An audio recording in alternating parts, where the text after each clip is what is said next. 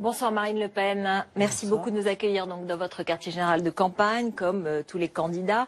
Vous êtes présidente du Front National, députée européenne, et nous allons évoquer l'actualité bien sûr, tragique, mais aussi votre programme, puisque nous sommes maintenant à 2 semaines du premier tour de cette élection présidentielle. Un mot d'abord, apparemment c'est donc un attentat à Stockholm, et il y aurait 3 morts, plusieurs blessés, après Londres, Saint-Pétersbourg, Stockholm. Évidemment, il y a eu les attentats qui ont touché la France. Vous êtes pour la sortie de l'Union européenne, pour la sortie de Schengen. Lorsqu'on voit que ce phénomène de terrorisme touche toute l'Europe, est-ce qu'il ne faut pas au contraire être très solidaire entre Européens pour affronter ce danger ? Oui, mais ça c'est une considération morale, pardon, mais le problème ce sont les moyens matériels mis en œuvre pour protéger le peuple français. Or, incontestablement, les fadaises qui ont présidé à l'idée que l'Union européenne pouvait protéger ses frontières extérieures sont maintenant derrière nous, enfin je l'espère. On ne peut pas compter sur la Grèce ruinée, sur l'Italie submergée pour empêcher ou pour contrôler quoi que ce soit, et notamment de terroristes qui se glisseraient dans des flux de migrants, comme d'ailleurs l'a annoncé l'État islamique. Ce sont ceux qui ont notamment commis l'attentat du Bataclan à Paris, puisque je crois que près de 4 terroristes avaient utilisé cette route des migrants. Il est évident que nous devons retrouver la maîtrise de nos frontières. On ne peut plus tergiverser, on ne peut plus être dans la naïveté.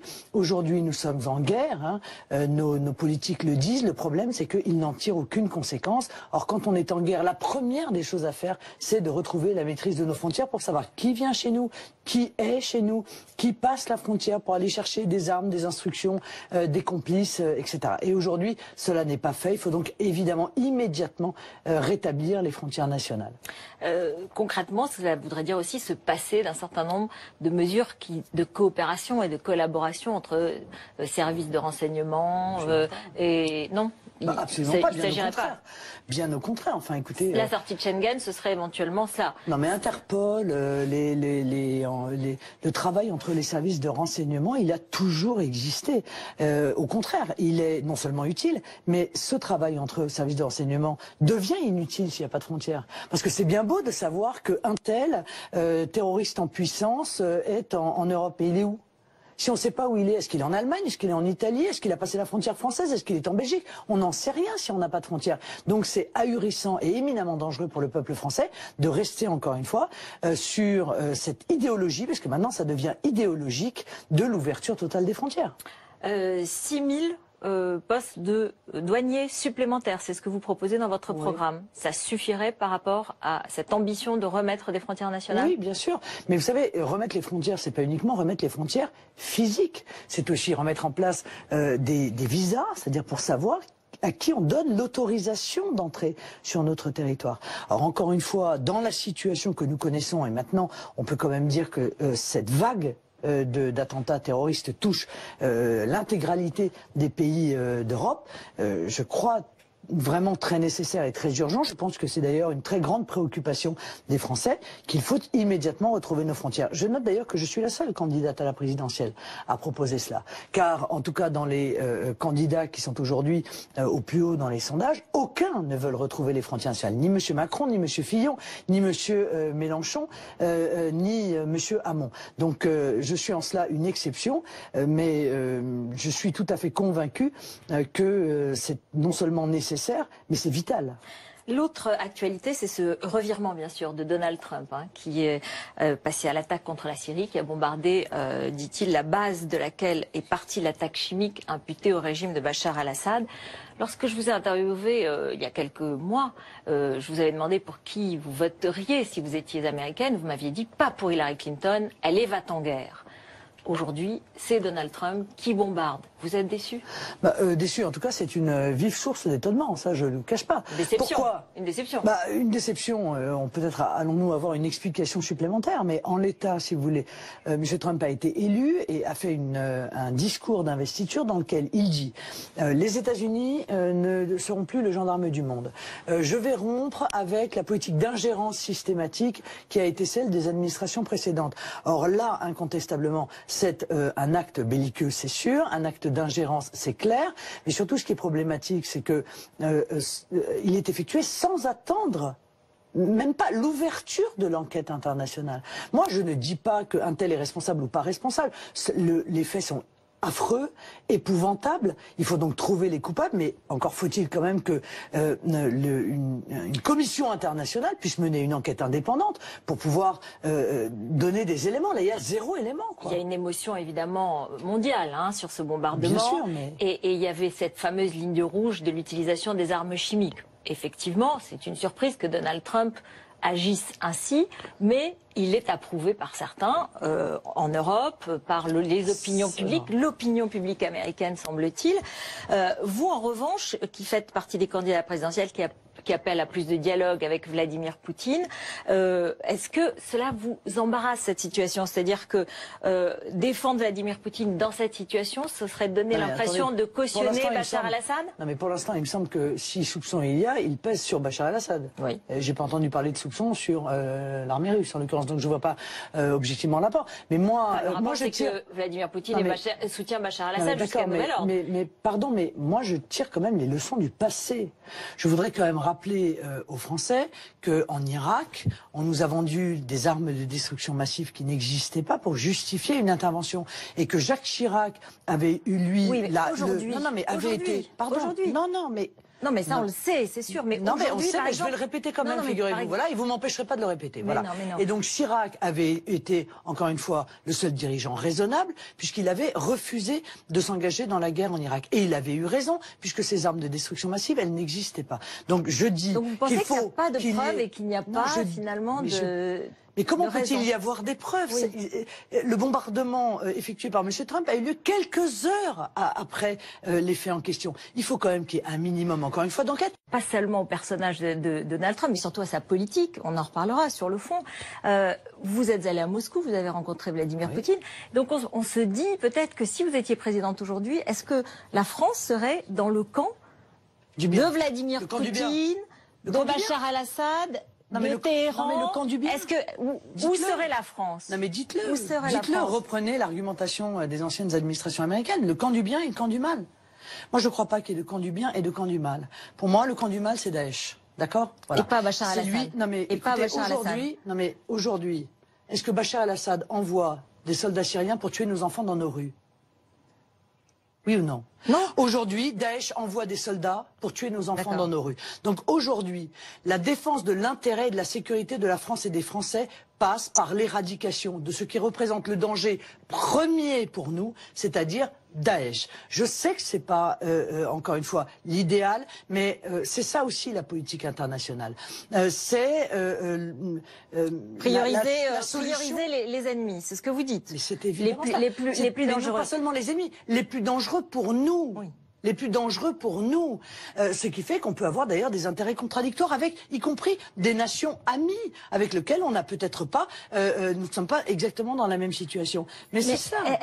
Quand vous pensez c'est la politique du moindre mal, en quelque sorte. Alors moi, je n'ai aucun lien avec Bachar el-Assad, je ne l'ai jamais rencontré, je n'ai pas particulièrement de considération pour M. Bachar el-Assad, ni rien de cela. Mais je dis aujourd'hui, y a-t-il aujourd'hui, tout de suite, au moment où on se parle, une solution qui soit viable, qui soit crédible pour remplacer Bachar el-Assad sans que l'État syrien s'effondre. Parce que si l'État syrien s'effondre, alors ce sont les portes de la Syrie qui s'ouvrent à des centaines de milliers de migrants qui, comme ils le font en Libye, passeront par la Syrie pour venir en Europe. Et ça, je ne le veux pas. Je pense que c'est évidemment un grand danger pour le peuple français. Un dictateur qui bombarde son propre peuple, ce n'est pas à nous peut-être d'intervenir, c'est ce que vous nous expliquez, sauf si nous attaquons nous-mêmes. J'ai bien compris votre pensée, mais néanmoins, est-ce que cette émotion mondiale, vous la partagez? Et si vous étiez au pouvoir, est-ce que vous diriez aussi, après ce bombardement, il faut discuter avec Bachar el-Assad? Non mais, encore une fois, j'attendrai les résultats de l'enquête internationale. Mais, Madame Ekriev, est-ce que je peux vous rappeler quand même que, durant la Seconde Guerre mondiale, pour éradiquer le nazisme, on s'est allié avec Staline. Staline. C'est pas rien, quand même. voyez, parce que un certain nombre de pays européens considéraient que Hitler était un si grand danger, un si épouvantable carnage sur le territoire européen qu'il fallait à tout prix, y compris s'allier avec Staline pour pouvoir le combattre. Donc, je veux dire, c'est ça la politique internationale. Donc vous rompez avec Donald Trump en quelque sorte. C'est une forme de rupture aujourd'hui avec cette politique étrangère, ou en tout cas là, ce que peut représenter Donald Trump. Non, moi ce qui m'intéresse, c'est, je pleure pas sur le lait renversé, etc. Je ne voudrais pas... Vous avez fait un pari quand même sur un personnage et une politique, et là-dessus vous êtes déçu. Je voudrais savoir si ce bombardement va avoir des suites. S'il n'a pas de suite, bon, ça reste un désaccord. Mais si Donald Trump change radicalement de position et décide d'aller intervenir avec l'armée américaine en Syrie, comme on l'a fait en Irak, comme on l'a fait en Libye, avec les conséquences que l'on connaît, c'est-à-dire la déstabilisation, le chaos, pas du tout la protection des populations civiles et le renforcement du fondamentalisme islamiste, alors effectivement, là pour le coup, nous aurons une divergence profonde sur la vision que nous avons de la politique internationale. Alors on dit souvent que, enfin aujourd'hui on a dit que Donald Trump a fait ce bombardement aussi pour faire un peu oublier sa politique intérieure parce qu'il a essuyé de nombreux échecs. L'Obamacare, le Muslim ban, c'est-à-dire l'interdiction d'entrée aux musulmans. Et du coup, on peut se demander si il n'y a pas un retour réel de Donald Trump par rapport à ses promesses qui ont peut-être été trop rapides. Est-ce qu'il ne s'est pas heurté à la réalité, aux oppositions logiques, aux juges qui se sont opposés à lui, au Congrès? Et vous voyez où je veux en venir peut-être? Parce que je me dis, est-ce que vous, dans vos promesses d'aujourd'hui, vous n'aurez pas ces mêmes problèmes si vous arrivez au pouvoir? Est-ce que ce ne sont pas aujourd'hui des promesses qui, une fois arrivées au pouvoir, s'avèront irréalistes, impossibles à concrétiser? Je voudrais vous donner juste un petit exemple. Aucune de mes promesses n'est irréaliste. Mais je voudrais vous donner un exemple. Par exemple, sur la lutte pour l'emploi. Contre le chômage. Vous proposez la priorité nationale, oui, et le protectionnisme. Et pour cela, vous voulez faire une réforme constitutionnelle, car la Constitution telle que nous l'avons aujourd'hui l'interdit, au nom de l'égalité. Vous voulez pour cela faire un référendum. Oui, tout de suite. Tout de suite. Mais avant ce référendum, il faut que le texte que vous proposez, selon la Constitution telle qu'elle est aujourd'hui, soit adopté dans les mêmes termes par le Sénat et l'Assemblée nationale. C'est ce qui avait interdit la possibilité de déboucher au projet d'échange de nationalité. Il n'avait pas été appliqué. Mais j'attends avec impatience de voir quelle serait l'Assemblée nationale qui refuserait la mise en œuvre d'un référendum pour demander aux Français leur position sur notre loi fondamentale. Alors là, j'attends avec impatience la liste des gens qui s'opposeraient à ça. Ça m'amuserait beaucoup, parce que ces gens-là se mettraient en dehors du cadre démocratique. Il faut pas seulement l'Assemblée, il faut le Sénat. Et le Sénat, il ne sera pas renouvelé tout de suite. Et donc concrètement, là je parle très concrètement, un peu comme Donald Trump, il arrive à la Maison Blanche et hop, il n'arrive pas à faire passer ses projets. Est-ce que vous n'allez pas avoir ce problème? Non mais Madame Écrive, encore une fois, quel élu français va aller devant les Français pour dire « je vous refuse le droit de donner votre avis sur la modification ». C'est un texte qui doit être adopté dans les mêmes termes, c'est ce que prévoit la Constitution. Non mais c'est le texte, il est adopté pour permettre aux Français de pouvoir s'exprimer dans le cadre d'un référendum. Et vous pensez très sincèrement qu'il y a des élus qui vont dire aux Français ben non, moi je considère que vous, peuple français, vous n'avez pas le droit de vous exprimer sur un tel sujet. Ils peuvent ne pas être d'accord sur les termes. Et ça, ce serait la Constitution. Mais madame, si on leur demandait d'être d'accord, alors il n'y aurait pas besoin de référendum, j'ai envie de vous dire. Ça veut donc dire qu'il faudrait l'accord, encore une fois, des élus pour pouvoir les demander au peuple. Ça n'a pas de sens. Mais c'est ce que prévoit la Constitution. Eh bien, écoutez, vous verrez, d'ici quelques semaines, vous verrez que ça fonctionnera très bien. Donc, je ne crois pas, moi. Je pense qu'il y a peut-être des considérations intérieures, vous avez raison de le dire, dans la décision de M. Trump, mais je pense que c'est plus lié aux débats qui ont existé sur les relations de son administration avec la Russie qu'autre chose. Voilà. On se retrouve dans un instant, juste après le rappel des titres. On est au quartier général de Marine Le Pen. À tout de suite.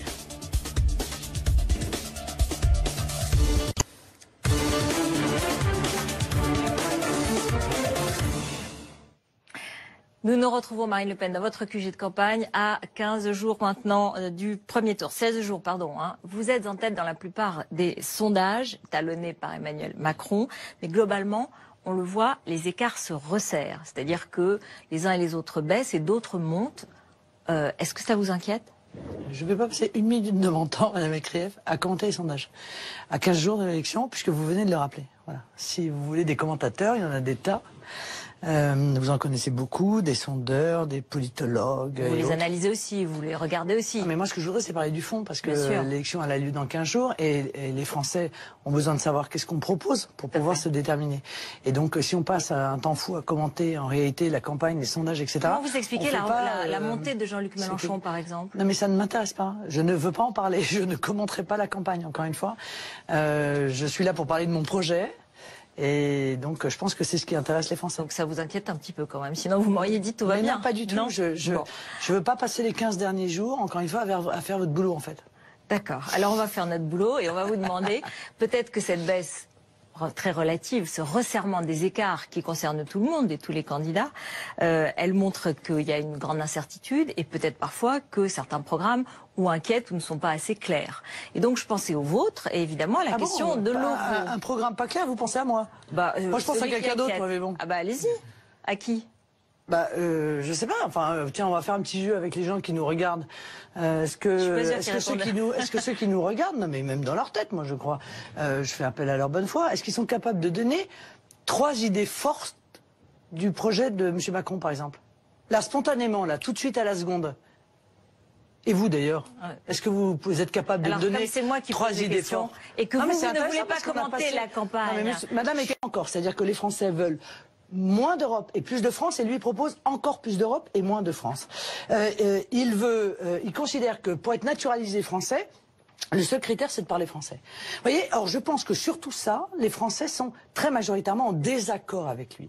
Donc, quelque part, il se sert de ce flou, il se sert de ce vide, il se sert de ces généralités pour cacher quelle est la réalité concrète du projet qu'il va mettre en œuvre et que je considère extrêmement angoissant.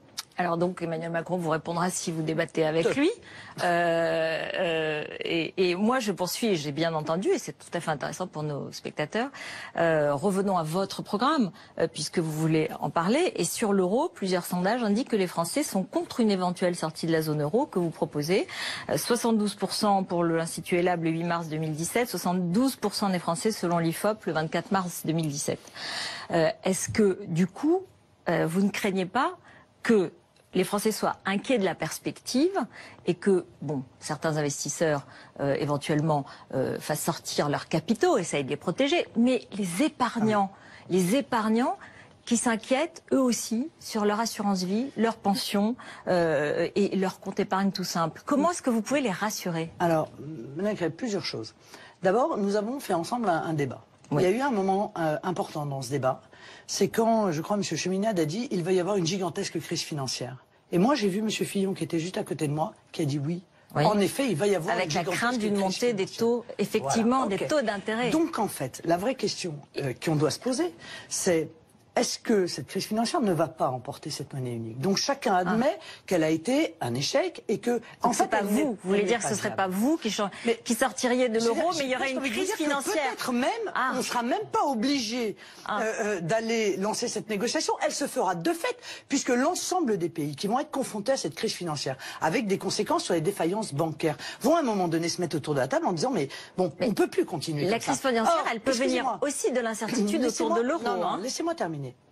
Or, s'il y a une crise financière, et donc une crise bancaire, parce que c'est évident qu'il y aura une crise bancaire dans ces cas-là et des défaillances bancaires, est-ce que les Français savent que la loi Sapin II qui a été votée interdit aux États de venir au soutien des banques pour garantir leur épargne? Leur épargne, elle est garantie jusqu'au plafond de 100 000 euros. Non, c'est faux. Ah non, c'est vrai. C'est faux. Non. Il existe une exception dans la loi précisément et dans les règles qui dit que sauf circonstances exceptionnelles où à ce moment-là on pourrait baisser en dessous de 100 000 euros. Ça veut dire quoi? Mais théoriquement, vous êtes d'accord que c'est bien 100 000 euros? Vous me répondez avant que les Français sachent de quoi on parle. On parle en fait de la crise chypriote. C'est-à-dire que les règles de Sapin II et de l'union bancaire obligent la banque à aller puiser dans les comptes en banque des épargnants avant que l'État puisse éventuellement venir au soutien de la banque. La France n'est pas Chypre, hein?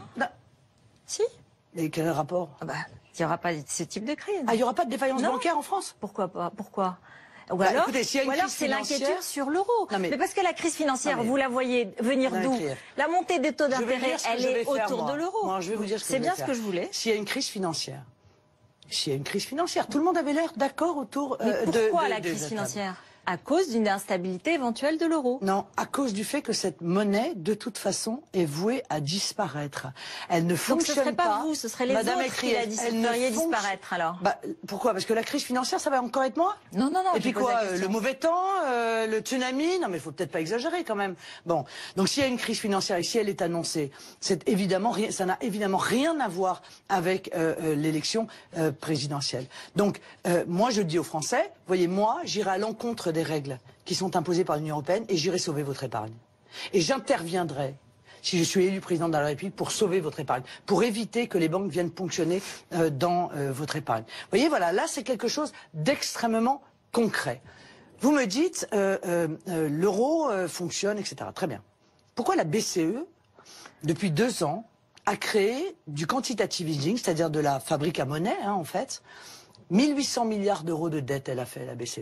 Et elle l'a fait, Banque Centrale Européenne. Et elle l'a fait en contradiction avec les traités européens. C'est donc bien qu'il a fallu qu'elle mette en place un système pour pallier à une défaillance structurelle de la monnaie. Bon, voilà, donc elle est là la question. Moi, tout ce que je ferai, je le ferai pour protéger les Français. Je veux protéger les Français. Je veux protéger leur épargne, je veux protéger leur emploi, je veux protéger les Français. Et aujourd'hui, le moins qu'on puisse dire, c'est que, en provenance de l'Union européenne, il n'y a que des pluri-insécurités. Voilà. L'Union européenne est synonyme de pluri-insécurité. Incapacité de protéger les frontières, incapacité d'apporter la croissance. On nous l'avait promis, pourtant, souvenez-vous, hein, au moment de l'euro. Y compris M. Mélenchon. Hein, il avait promis que la croissance allait arriver avec l'euro. Il a voté pour l'euro. Vous avez des prévisions assez optimistes, pourtant. J'ai des prévisions optimistes si on change le modèle économique. Si on ne se protège pas contre la concurrence internationale déloyale, si on ne met pas en place la priorité d'accès au logement social pour les Français et à l'emploi pour les Français grâce à une taxe de 10% sur les contrats des travailleurs étrangers qui seront signés, si on ne met pas en place le patriotisme économique, c'est-à-dire un avantage qui est donné aux entreprises françaises dans la commande publique, eh bien à ce moment-là, la situation ne fera que s'aggraver. Voilà, parce que les mêmes causes entraînent les mêmes effets, c'est aussi simple que cela. Mais moi, j'ai pas compris. Vous voulez sortir de l'euro, vous ou pas? Parce que vous me dites que ce sera la crise financière. Mais vous ne dites pas aux Français, on sortira de l'euro. J'ai dit aux Français. Non, mais en un mot, on va passer, il y a d'autres sujets. Mot, je vais aller... Et tiens, on va revenir au débat. Tout le monde veut négocier avec l'Union européenne. Oui ou non? Tout le monde. Dupont-Aignan, Mélenchon, Fillon, Macron, tout le monde a dit il faut aller négocier. Donc moi, en fait, je serai la seule à pas pouvoir aller négocier. Alors moi, je vais aller négocier, je vais faire comme eux. Sauf qu'à la différence d'eux, voyez-vous, moi, je dis aux Français, voilà, à l'issue de la négociation, c'est vous qui allez choisir. Parce qu'il n'y a que votre avis qui compte. Et que vous êtes le peuple français souverain. Et que par conséquent, c'est vous qui allez décider si cette négociation, elle vous va, si elle est allée assez loin, si elle répond à vos préoccupations immédiates ou si vous considérez qu'elle ne va pas assez loin. Voilà, donc vous voyez que ce que je propose n'a rien d'extraordinaire, mais c'est plus démocratique que ce que proposent mes adversaires, parce que moi, au dernier moment, à l'issue, je me tourne vers les Français. Pendant ce débat, on a parlé des affaires qui visaient votre parti.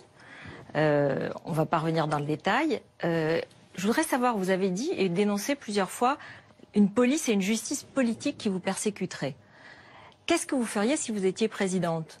Est-ce que la police serait différente? Elle ne dépendrait pas de sa hiérarchie habituelle? Est-ce que vous feriez une indépendance totale des magistrats? Qu'est-ce que vous changeriez puisque vous avez le sentiment d'être victime de persécutions politiques? Mais le problème, c'est que les policiers et les magistrats qui éventuellement ne respectent pas la loi, et là il y en a, on voit bien, il y a des violations du secret de l'instruction tous les jours. Tous les jours. Je note que d'ailleurs le ministère de la Justice ne s'en émeut pas, qu'il ne saisit pas les enquêteurs pour savoir qui effectue ces violations du secret de l'instruction. Ça veut donc dire que le pouvoir politique accepte cette situation. Alors vous feriez différemment si vous étiez présidente? Que feriez-vous? Mais je ferais différemment. Le poisson pourrit toujours par la tête. Hein. C'est monsieur Asselineau qui vous a dit ça pendant le débat. Et je suis d'accord avec lui. Donc il suffit juste de demander aux policiers et aux magistrats de faire leur travail. Et éviter l'influence. Éviter... Pas donner une indépendance supplémentaire aux magistrats, par exemple? Mais non, il n'y a pas de raison. Mais encore une fois, il ne faut pas que les ordres soient illégaux. C'est ça le problème. Le problème, c'est que si les ordres sont illégaux, si les ordres sont politiques, si les magistrats ne font pas leur travail libérés de ces pressions politiques, alors on est dans la situation que nous vivons aujourd'hui. Et moi, je suis pour la séparation des pouvoirs. Parce qu'aujourd'hui, il n'y a plus de séparation des pouvoirs. En tout cas, dans un certain nombre d'affaires. Je ne dis pas que c'est général, mais dans un certain nombre d'affaires qui sont évidemment des affaires qui sont politiques. Et ça crée un trouble considérable. Ça crée une rupture de confiance incontestablement entre une partie des Français et cet appareil politique et judiciaire. Vous avez dit aussi pendant le débat que vos assistants travaillaient non pas pour l'Europe, oui, ils travaillent contre l'Europe, n'est-ce pas? Bon. Et donc c'est une manière... Contre l'Union européenne. C'est une manière de reconnaître qu'ils ne travaillaient pas comme assistant parlementaire européen. Mais moi, je travaille contre l'Union européenne et vous ne croyez pas que je fais mon travail de député européen? J'ai été précisément élu pour ça. Ah oui. J'ai été élu pour combattre l'Union européenne. Et donc, moi, mes assistants et les assistants et tous les députés du Front National, nous luttons tous les jours contre l'Union européenne pour protéger les intérêts des Français. Et là, pour le coup, les autres, en revanche, que ce soit l'UMP ou le PS, font exactement l'inverse.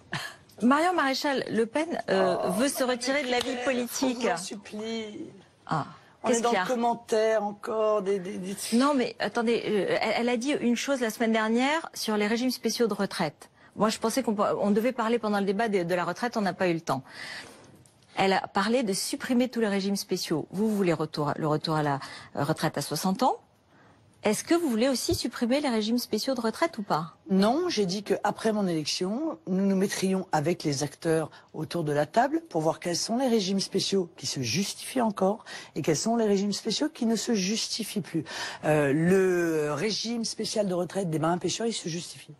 Le régime spécial de retraite des militaires, il se justifie. Et lesquels ne se justifient pas? Mais justement, nous nous mettrons autour de la table. Il y a un certain nombre de régimes spéciaux qui sont liés et dont des évolutions technologiques très importantes qui sont intervenues depuis leur création, peut-être ne se justifient plus. C'est un petit peu, si vous voulez, comme votre exonération fiscale, vous les journalistes, vous voyez. Ça a été créé à un moment donné où objectivement les journalistes devaient aller quasiment à cheval pour aller chercher l'information. Bon, c'est plus objectivement le cas aujourd'hui. Bon, donc il y a des choses qui évoluent. On se mettra autour de la table, mais moi je n'ai pas une vision, si vous voulez. Brutale en fait Enfin, vous m'avez dit ceux qui demeurent, vous m'avez pas dit ceux qui seraient supprimés. Mais parce qu'il y en a des tas. Mais parce que vous ne voulez pas faire peur à ceux qui seraient supprimés, ou vous ne le ferez pas peut-être. Mais non, mais peut-être que chacun se justifiera, je n'en sais rien. Encore une fois, on se mettra autour de la table et on discutera. Mais je n'aurai pas de comportement brutal à cet égard. Donc quand j'ai dit Marion Maréchal Le Pen, vous avez sursauté. Non, c'est pas ça, c'est que je voudrais qu'on évite de faire le tour des pourquoi vous avez sursauté? C'est qu'on parle toujours, si vous voulez, c'est difficile de faire de la politique en famille? Mais non, mais c'est pas le sujet. Parlons donc de politique, justement. Pourquoi c'est pas le sujet? Ça fait partie des sujets. Elle lui a dit qu'elle voulait se retirer de la vie politique aujourd'hui. En fait, c'est ça que vous vouliez dire au départ. Non. Voilà. Non, j'avais... Bon. Sur mon ordre, il y a retraite, unité du parti. Madame Elkrief, c'est pas le sujet. Nous sommes dans une campagne présidentielle. Je ne suis pas la candidate du Front National. Je suis la candidate soutenue par le Front National. Or, je suis soutenue par l'intégralité des membres du Front National. C'est ça le plus important. Voilà. Moi, j'ai aucun doute là-dessus. Et au-delà de ça, je suis en train de constituer une majorité présidentielle. Bon. Avec des gens qui demain, et peut-être même aujourd'hui d'ailleurs, envisagent de rejoindre le combat présidentiel que je mène, si notamment je suis soit d'ailleurs contre M. Macron, soit contre M. Fillon. Qui par exemple? Vous pensez à qui? Je pense à des tas de gens, mais c'est pas le sujet. Mais je vais pas parler à leur place, et je parlerai pas à leur place. Mais je pense. Vous avez une liste, vous avez déjà des contacts, et vous avez déjà des gens qui viendront avec vous. Au second tour, il y a quand même des gens cohérents et sincères dans la vie politique française. Bon, au second tour, s'ils sont confrontés à une candidate patriote qui veut défendre la nation, l'identité, qui veut défendre la culture française, qui veut maîtriser les flux migratoires, et de l'autre côté, un mondialiste décomplexé qui veut la dérégulation totale, l'ouverture totale des frontières, la libre circulation des capitaux, des vous pensez à Emmanuel Macron, mais ça peut être aussi François Fillon ou Jean-Luc Mélenchon. Non mais voilà, par exemple, ceux-là vont avoir... Si vous êtes face à Jean-Luc Mélenchon, comment vous faites? Ce sera, je vais dire, c'est encore plus clair pour un certain nombre de personnes. Donc là, ils auront un choix à faire. Est-ce qu'on va sur la rive du patriotisme ou est-ce qu'on va sur la rive du mondialisme? C'est qui votre adversaire préféré, a priori? J'ai pas d'adversaire préféré, mais Monsieur Macron, si vous voulez, c'est vraiment le mondialisme décomplexé. Monsieur Fillon, c'est le mondialisme honteux. Voilà. Au moins, Monsieur Macron. Mélenchon, alors Monsieur Mélenchon, on a du mal à comprendre ce qu'il souhaite. Moi, la seule chose que j'ai compris, c'est qu'il est pour une immigration massive et la régularisation de tout le monde. Et ça, objectivement, je pense que ça pose quand même un énorme problème pour la France. Donc, voilà pour l'unité du parti. Et ce que vous ferez après, vous serez rejointe, c'est ce que vous nous dites, par un certain nombre de personnalités dont on connaîtra les noms plus tard. Mais ça reste une question quand même. C'est eux qui les donnent. Ça reste une question parce que vous savez bien que dans ce régime de la Ve République, il faut avoir des alliances pour le deuxième tour. Et que, a priori, vous êtes un seul parti tout seul. Non, dans ce régime, il faut faire 50% des voix des Français. C'est ça qu'il faut faire. Et je suis pas tout à fait sûr, honnêtement, que les partis politiques aujourd'hui aient une telle cote qu'ils soient des leaders d'opinion auprès de la population française. Donc, je pense que c'est les Français qui décident. Et si 50% des Français plus 1 décident de m'élire, alors je serai élu. Voilà, c'est et peut-être 100. Et vous aurez facilement une majorité législative. Les Français sont politiques, ils sont cohérents, ils l'ont toujours fait. Il n'y a pas de raison particulière pour qu'ils ne le fassent pas cette fois-ci. Quand ils élisent un président de la République, ils lui donnent les moyens de gouverner. Quel souvenir vous garderez de cette campagne? Dans 15 jours, elle sera finie pour le premier tour. C'est une deuxième campagne qui va s'ouvrir, parce que la deuxième tour, c'est vraiment une autre campagne que celle du premier. Une très belle campagne, avec une ferveur incroyable sur le terrain, que je crois beaucoup de journalistes d'ailleurs, dont beaucoup de journalistes ont été témoins, avec des gens qui viennent en disant, voilà, ça y est, c'est bon, le moment est venu. Le moment est venu. Et une espérance. Une espérance dans la France. Donc j'aurais gardé que des bons souvenirs de cette campagne. Le seul petit regret, c'est évidemment le temps absolument inouï qui a été passé sur des sujets qui n'étaient pas des sujets de fond politique et qui ont empêché. Rattrapé le temps. Non mais bien sûr, mais qui ont empêché. Je suis pas sûr qu'on ait rattrapé en une journée 2 mois de sujets qui n'étaient pas objectivement des sujets de choix démocratique de politique. Mais bon, voilà, c'est comme ça. Hein. Merci beaucoup. Merci à vous. Merci Madame Le Pen de nous avoir accueillis dans votre quartier général de campagne.